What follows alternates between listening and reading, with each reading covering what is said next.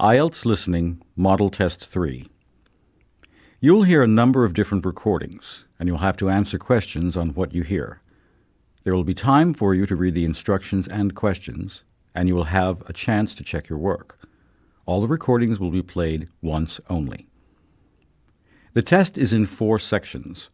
Write all your answers in the listening question booklet. At the end of the test, you will be given 10 minutes to transfer your answers to an answer sheet. Now turn to Section 1 on page 169.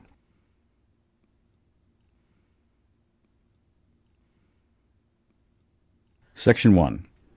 You will hear a conversation between a lost and found agent and a woman who has lost something. First, you have time to look at questions 1 to 4 on page 169.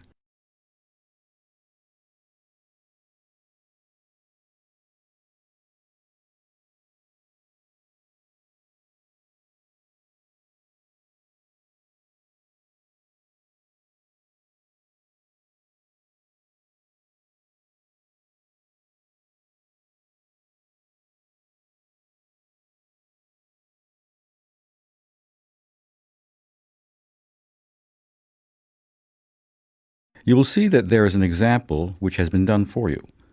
On this occasion only, the conversation relating to this will be played first. Is this the lost and found department? Yes, this is lost property. Did you lose something on the train? Yes, I did. I lost something very valuable, and it's very important that I get it back. All right, calm down. We'll fill out a lost item report form. Now, when did you lose the item? Just now. Today. A few minutes ago. Today's Monday. Okay, right. The item was lost today, which is Monday, so Monday has been written in the space. Now we shall begin. You should answer the questions as you listen, because you will not hear the recording a second time. Listen carefully and answer questions 1 to 4. Is this the lost and found department? Yes, this is lost property. Did you lose something on the train? Yes, I did. I lost something very valuable, and it's very important that I get it back. All right, calm down. We'll fill out a lost item report form. Now, when did you lose the item? Just now. Today. A few minutes ago. Today's Monday. Okay, right. Can't you hurry? Can't you send the police to look for it or something? Now, just relax. This will only take a minute. May I have your name, please? It's Patty. That's Patty. Last name Brown, like the colour. Patty Brown. All right, Miss Brown, your address? I live at 17 High Street. 70 or 17? 17. Is that a house or a flat? Oh, it's a flat. An apartment. Number 5. And the city is Riverdale. Just one more thing. I need a phone number. 305-5938. Is that home or office or... It's my mobile phone. That's the best number to use because you can always reach me there. Before you hear the rest of the conversation, you have some time to look at questions 5 to 10 on page 169.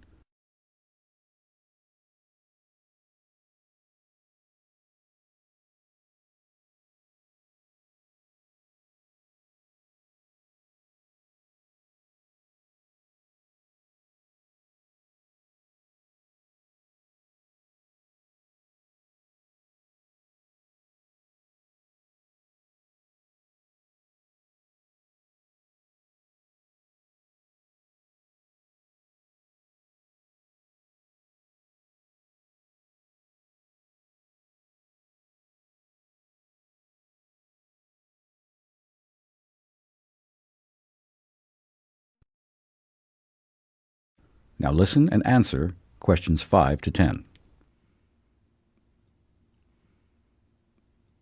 Okay, I'll need a description of the lost item. What exactly did you lose? I lost my reading glasses, but you know I bought them in Italy. They're Italian designer glasses and very expensive. I see. And can you describe them? Are they square or round or... They're round. And they have a chain attached. You know, those chains on glasses so you can hang them around your neck. Where were you when you last had them? I was sitting on the train reading. I had a window seat. The train was just about to enter the station. I heard the door at the other end of the car open, so I looked up from the article I was reading to see what the noise was. So you had your glasses on then because you were reading. Yes, that's right. It was a fascinating article in that new magazine. You know the one. I can't remember the name now, but anyhow. Which train were you on? Oh dear. I don't remember the number, but it was the train from Riverdale. I've come here to visit my aunt. I've taken a whole week off of work to make this trip. I left home at 5 o'clock this morning, and I'm very tired. I'm sorry to hear that. Several trains have arrived from Riverdale this morning.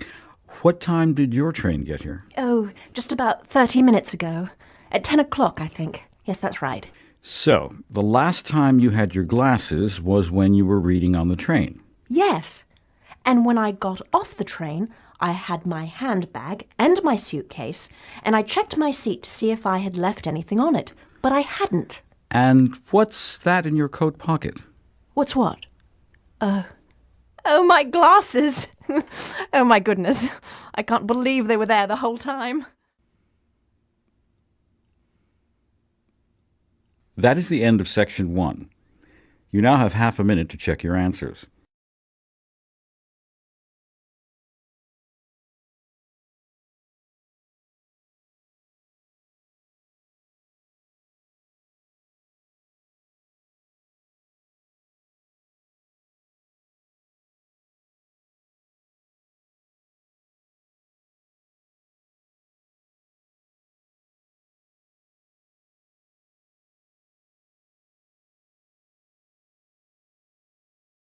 Now turn to Section 2 on page 170.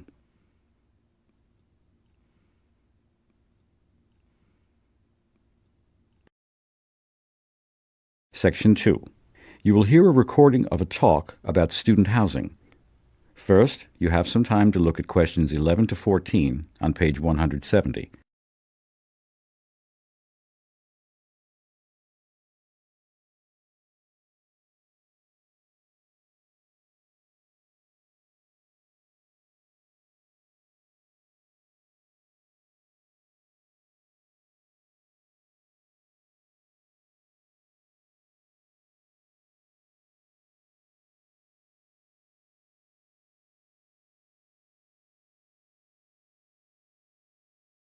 Now listen carefully and answer questions 11 to 14.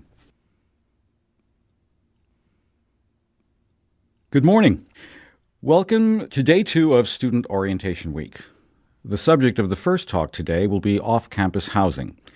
This is of interest to those of you who don't want to live in student housing and are not familiar with our city. I'll give you some tips about where to look for housing and how to go about it. Okay, first let's talk about where to look for an apartment. There are some places that I don't recommend. The obvious place to look, you might think, would be in the neighborhood of the university. However, that's probably not a very good idea because, unfortunately, this is one of the more expensive areas of the city to live in. The downtown area is a popular place to visit. However, that's not a good place to look for housing either because it's mainly a commercial area. There are very few apartments there. It's also rather far from the university. So, where does that leave us? I can recommend a couple of good places to look. Many students rent apartments in the uptown neighborhoods. The prices there are quite low and many buses go there, so it's very easy to get to the university from there. The Greenfield Park neighborhood is also popular. It's closer to the university, but not many buses run in that direction, so you'll need a car if you choose to live there. Before you hear the rest of the talk, you have some time to look at questions 15 to 20 on page 170.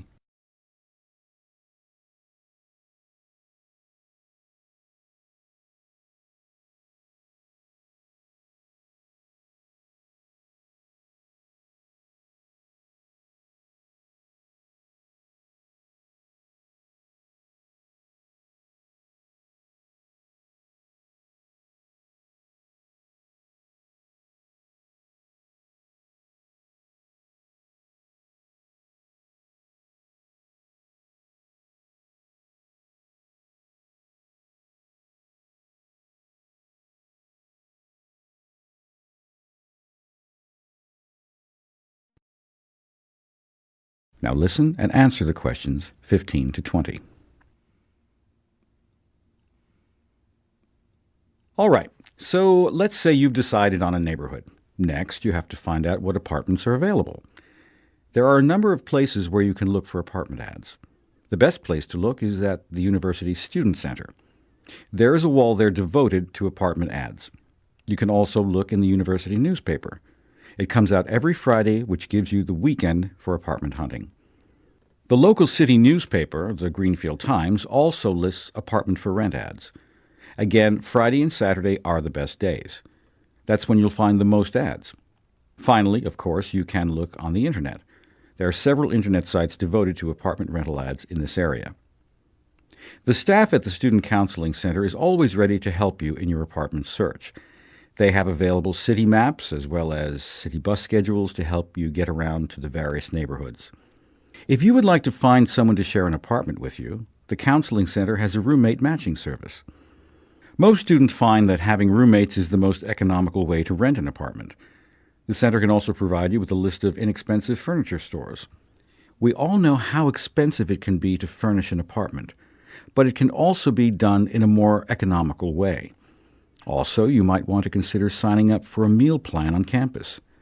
If you don't like to cook or are too busy, well, you still have to eat, right? If you live off campus, you can still eat in the university's student dining rooms.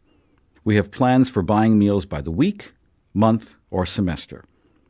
The Student Counseling Center can give you all the necessary information on that.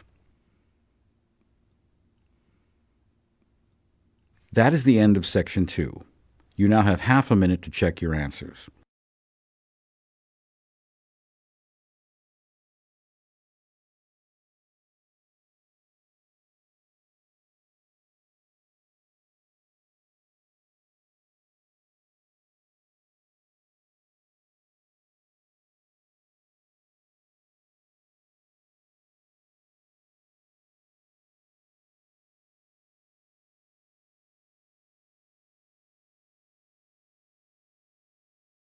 Now turn to Section 3 on page 170.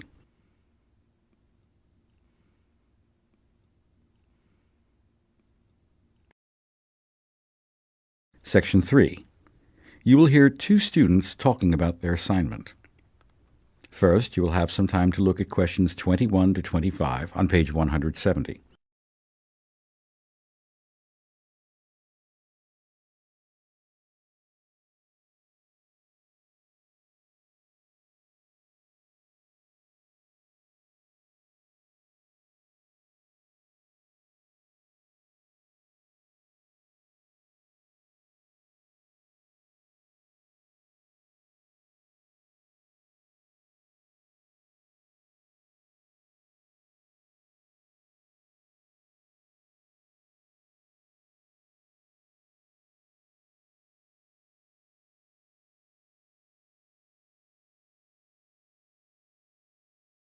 Now listen carefully and answer the questions 21 to 25.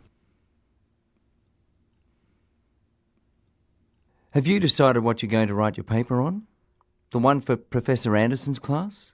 The topic is transportation, right? I've been thinking about writing about bicycles as a way to solve our transportation problems. Really? I usually think of bicycling as a sport or recreational activity. Around here, that's what most people think. But in some parts of the world, bicycles are an important form of transportation for many people. I think we have a lot to learn from them. So, what are you going to say in your paper? I'm not sure. Maybe you can help me figure some of it out. Sure. Okay, well, I'd say if you want to persuade people to use bicycles more often, you have to start by thinking about the advantages and disadvantages. You're right. Let's see. Well, I think the advantages are obvious. First, bicycling is good for your health. Yes, that's true. And another thing is that bicycles are a lot cheaper to use than cars. Or any other form of transportation when you think about it. You don't have to pay a fare every time you ride your bike, like you do when you take the bus or the train. Okay. Another one is that bicycles don't cause pollution like cars and buses do. Yeah, that's a really important one. Bicycles are a clean form of transportation. Okay. So, what about the other side? What are some disadvantages? Some reasons why people might not want to use bicycles? One thing I thought of is weather. Who wants to ride a bike in the rain? Or if you live where the weather is cold all winter, it would be hard to use a bicycle regularly. So bad weather would be a problem. Bad health would be too. Some people just aren't strong enough to ride bikes very much. You have to be in good shape. Yes, especially if you live far from your job or wherever you have to go. So that would be another problem. Distance. It's difficult to ride your bike if your trip is a long distance. Before you hear the rest of the conversation, you have some time to look at questions 26 to 30 on page 171.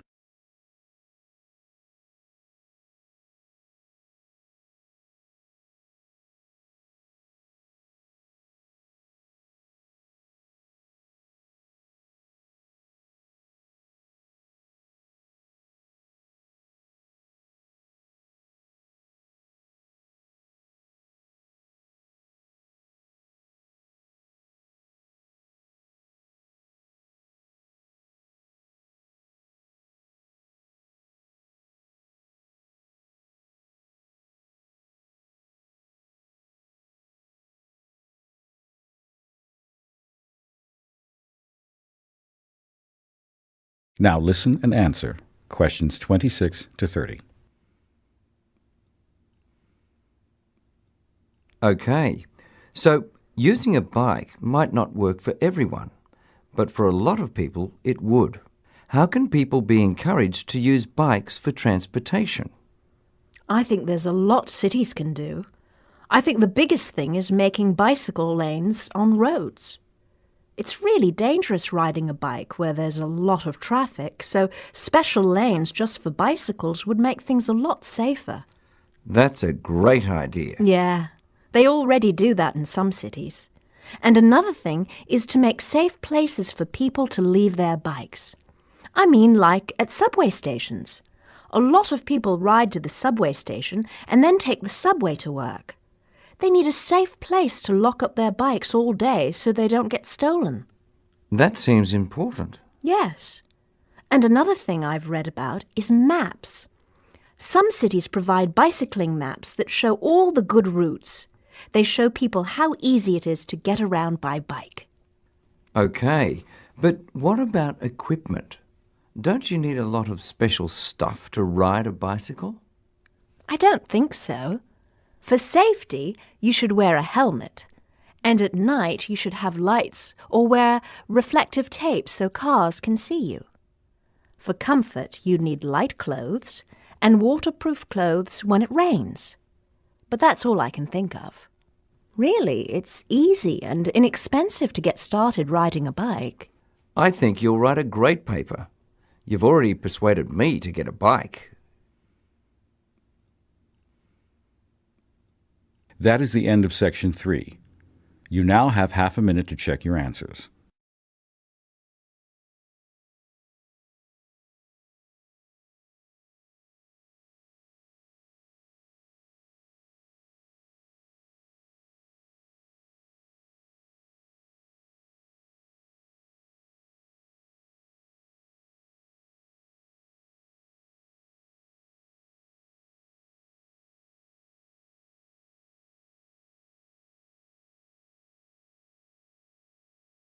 Now turn to section 4 on page 171.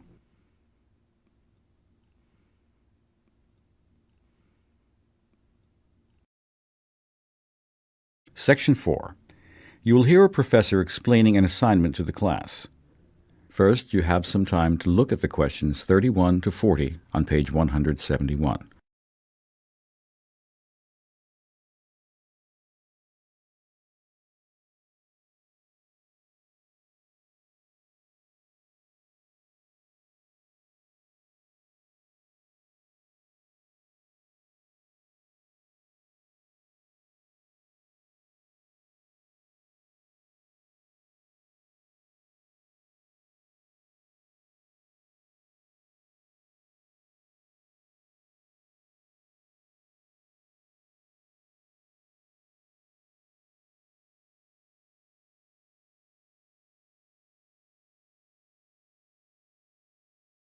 Now listen carefully and answer questions 31 to 40.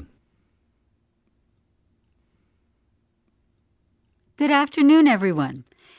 Today, we'll talk about the most important assignment you'll do in this class, which is write a research paper. I'll start by going over the process step by step so you'll know exactly what I expect of you. All right, let's begin at the beginning. The first step is to choose a topic. I have a list of suggested topics related to the content of this class, and I'd like you to look over it to find a topic that interests you. Then, since they are somewhat general, I'd like you to narrow your topic choice down to something more specific. You'll need to get my final approval on your topic before you begin your research. The next thing you'll do is gather information on your topic. There are two major places to go for that. At the library, you'll have reference books and other types of books available, as well as journals, magazines, and newspapers. Don't forget to look at atlases and other similar sources, too. They contain a lot of useful information. Then, of course, there is the Internet, where you'll find online journals and newspapers, as well as online encyclopedias and much more. After you have gathered some information and had the chance to start thinking about your topic, the next step is to write a thesis statement. This is a critical part of the process because the bulk of the paper will be about using your information to defend your thesis statement. I will be happy to help you with this and actually with any other part of your writing process if you need it. Now then, let's say you have your thesis statement and you have your information. How do you get started writing? It can seem overwhelming with all your ideas and notes floating around. Writing an outline will help you to start getting focused. Make sure your outline includes 3 important things. First, your introduction, where you state your thesis. Then the body, which is the bulk of the paper and where you make the arguments to support your thesis. And finally, the conclusion. Here, you'll restate your thesis and summarize your arguments. So now that you have your outline, you can start organizing your notes. Organize them according to the outline. As you go along, you'll start seeing what information is important to emphasize, what information you may actually not want to include, what you need to find out more about, etc. So organizing your notes helps you understand your information better and start to analyze it. The next step is to write your first draft. If you have developed a good outline and organized your notes well, then this should not be too difficult. Following your outline, present your information and analysis of it. Then, of course, the next thing to do is revise your draft. Read it over carefully, checking to make sure that you have explained your ideas clearly and presented your information correctly. You may want to reorganize some of your information at this point, too. Finally, you'll type your final draft on the computer. Make sure that you check it for punctuation and spelling errors before you hand it in. Okay, that's a general outline of how to go about writing a research paper. Now let's talk about the proper format for footnotes and bibliographic entries. That is the end of Section 4. You now have half a minute to check your answers.